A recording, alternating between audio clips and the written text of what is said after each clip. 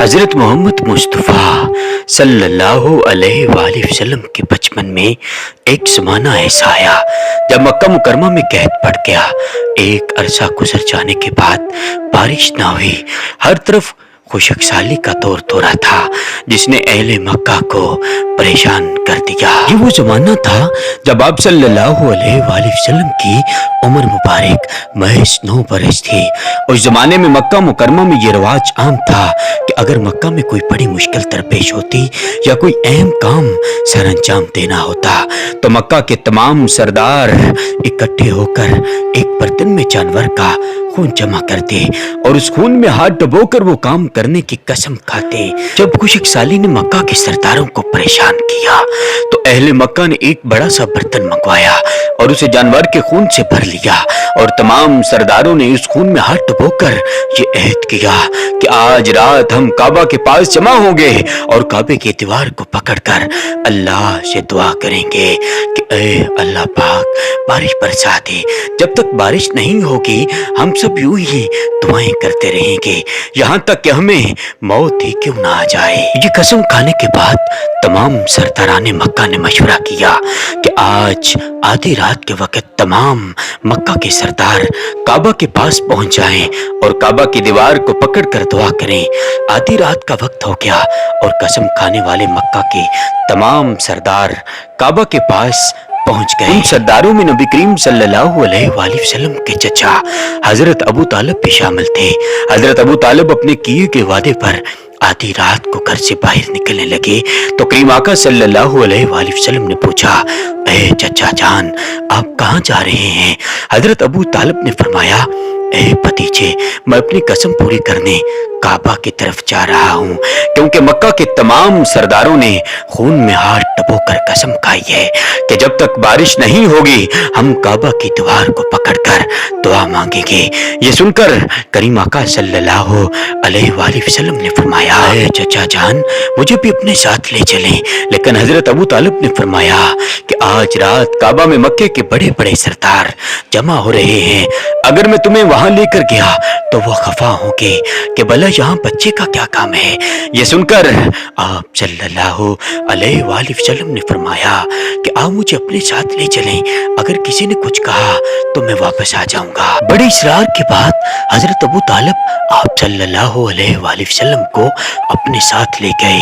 دوسری جانب اہل مکہ کو بھی اس بات کا علم ہو چکا تھا کہ مکہ کے سردار اپنی قسم پوری کرنے کی غرض سے کعبے میں جمع ہو رہے ہیں تو اہل مکہ بھی گھروں سے نکل کر کعبہ کی جانب چل دیے اور کعبہ سے تھوڑا دور کھڑے ہو کر ساری کاروائی دیکھنے لگے۔ کعبہ میں پہنچنے والے سرداروں کی تعداد 32 تھی۔ جب ان سرداروں نے حضرت ابو طالب کے ساتھ نبی کریم صلی اللہ علیہ وآلہ وسلم کو دیکھا تو وہ خفا ہونے لگے اور کہنے لگے، اے ابو طالب اس بچے کو کیوں ساتھ لائے ہو؟ یہاں تو بڑے بڑے سردار جمع ہیں۔ یہ سن کر حضرت ابو طالب نے حضور صلی اللہ علیہ وآلہ وسلم سے فرمایا، تم بھی اہل مکہ کے پاس جا کر بیٹھ جاؤ۔ اور آپ صلی اللہ علیہ وآلہ وسلم نے اپنے چچا کی بات مانی اور اہل مکہ کے پاس جا کر بیٹھ گئے۔ تمام سرداروں نے کعبہ کی دیوار کو پکڑا اور دعائیں مانگنے لگے، اے اللہ پاک بارش برسا دے۔ سردار دعائیں مانگتے رہے مگر بارش نہ ہوئی، یہاں تک کہ سورج طلوع ہو گیا۔ سورج جیسے جیسے بلند ہوتا گیا گرمی کی شدت میں اضافہ ہونے لگا مگر مکے کے سردار اپنی قسم کی وجہ سے پیچھے نہ ہٹے اور دعائیں کرتے رہے۔ سورج آگ برسا رہا تھا جس کی وجہ سے زمین تپنے لگی اور کعبہ کی دیوار بھی گرم ہو گئی اور مکہ کے سردار پسینے سے شرابور ہو گئے۔ جیسا کہ ابو طالب بھی کعبے کی دیوار پکڑ کر دعا مانگ رہے تھے، انہوں نے محسوس کیا کہ کسی نے ان کی آبا کو تھام رکھا ہے۔ انہوں نے پیچھے مڑ کر دیکھا تو آپ صلی اللہ علیہ وآلہ وسلم تھے۔ ابو طالب فرمانے لگے، اے میرے بھتیجے یہاں کیا کر رہے ہو؟ پیچھے ہٹ کر بیٹھ جاؤ۔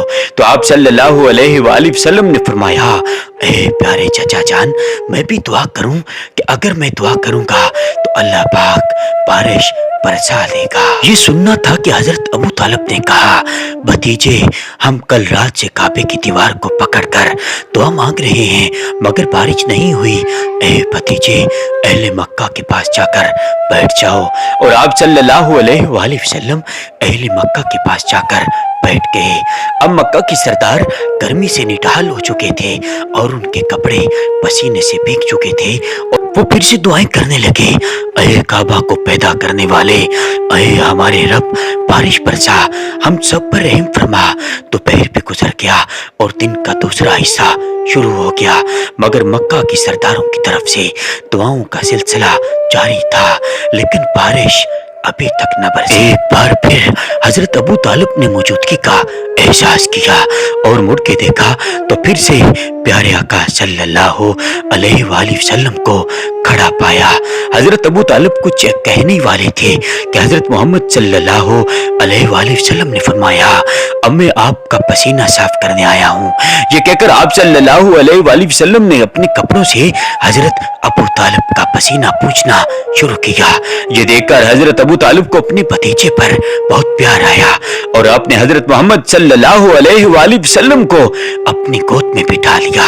एक बार फिर आप सल्लल्लाहु अलैहि वसल्लम ने फरमाया, ए चचा मुझे आगे आने दे, मैं दुआ करूंगा तो बारिश हो जाएगी। इससे कबल के हजरत अबू तालिब कुछ कहते, मक्का के उन सरदारों में से किसी सरदार ने आप सल्लल्लाहु अलैहि वसल्लम की ये बात सुन ली और जोर जोर से चीखने लगा, पानी आ गया, पानी आ गया।